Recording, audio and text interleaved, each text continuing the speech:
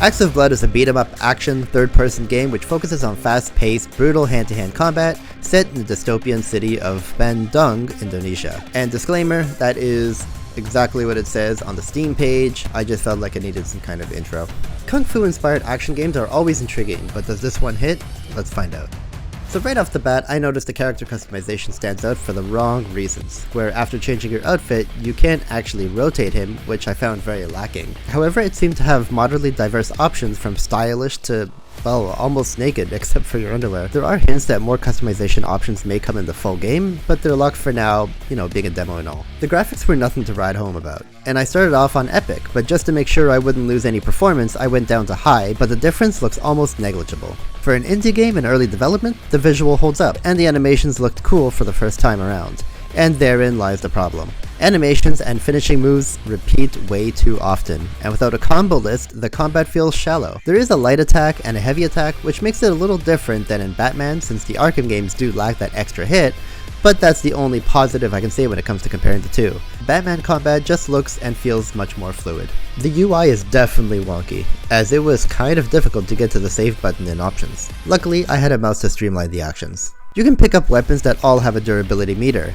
At least I can say they seem to last long enough, and I find enough weapons throughout the level where this really is never a concern.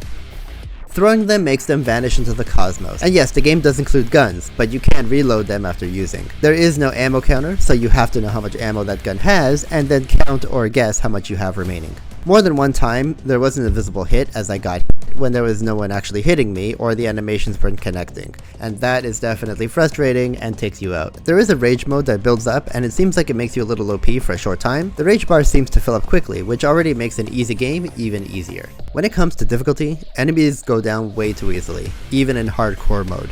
When switching difficulties, the challenge felt artificial. Instead of a smarter AI, enemies just get more health bars. I wish developers would follow the example of games like Hitman, where higher difficulties mean better AI, not just longer fights because of the artificial health bar. You look like a butler with an agenda.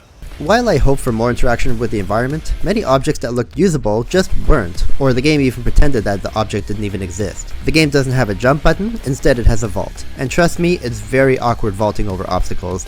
It just feels inconsistent unless your timing is perfect. The game doesn't have any map, and the level design seems to be a little copy-paste, making me wonder if I've been here or not already. But still, the game forced me to explore the side paths just to pick up that extra cash laying around. Speaking about the cash, it can get very tedious collecting them. Why not just a quick collect button? Instead, I have to hit the button one at a time each time.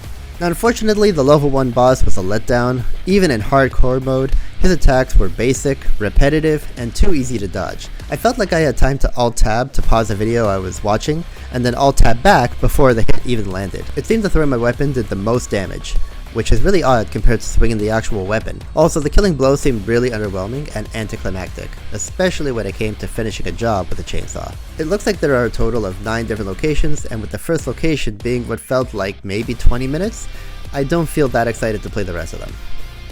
After completing the demo, I tried arena mode, where waves of enemies come at you endlessly. However, there's no progression system or wave tracking.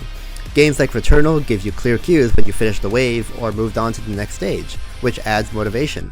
This mode felt flat and monotonously infinite. The lock-on mechanic is implemented so poorly that it ends up being more of a hindrance than a help.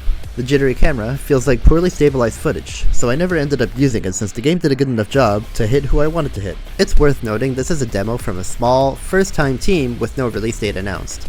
But even with that in mind, this game feels like it needs a lot more to stand out. In today's gaming landscape, especially indie titles, they need to bring something new to the table. As it stands, this demo doesn't pack enough punch to compete with similar games. While this demo isn't all bad, it leans heavily into being just bland and a little lacking.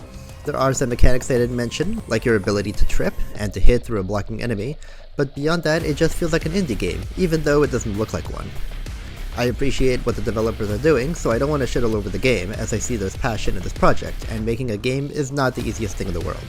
So if anyone from the Excel team is watching, consider this a suggestion video for what to fix in the full version. Don't forget to like, comment, and subscribe. I'll be diving into more game reviews soon, so stick around for more.